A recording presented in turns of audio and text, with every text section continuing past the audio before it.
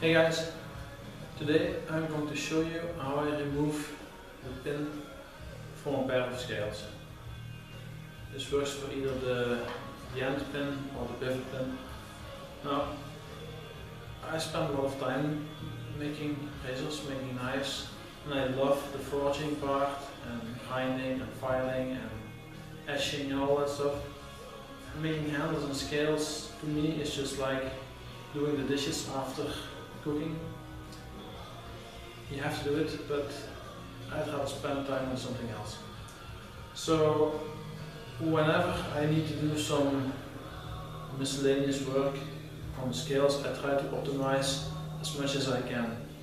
And even if that sometimes means taking a risk, I'd rather do that than having to spend a lot of time doing the careful and easy approach. So today I want to show you how I remove a pin very quickly.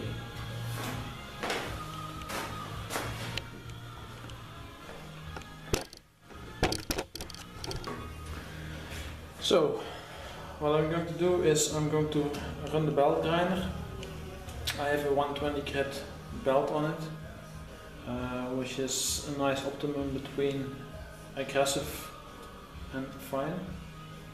And I'm going to first carefully remove the head from the pin. And I try to keep the scales away from the belt, of course. And I do that by looking from the top to the floor, always making sure that there's a small air gap between the scales and the belt while the head is making contact. It stands to reason that you have to do this very carefully because we're talking about tens of millimeters.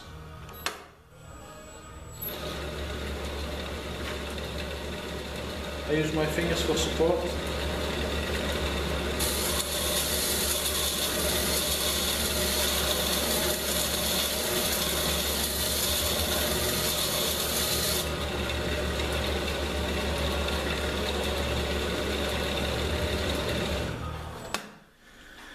As you can see now, the head is mostly gone, which also means that it stops gripping the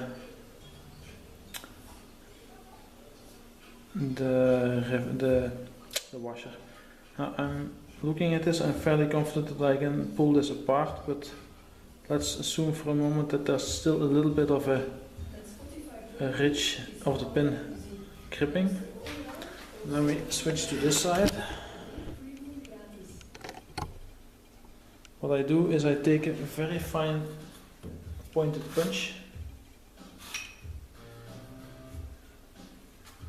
and I poke the pin out like this.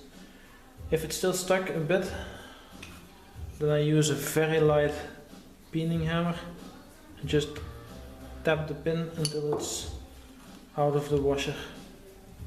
So now you can see the washer is gone, and with some careful fidgeting we have to be able to get the pin out through the scales.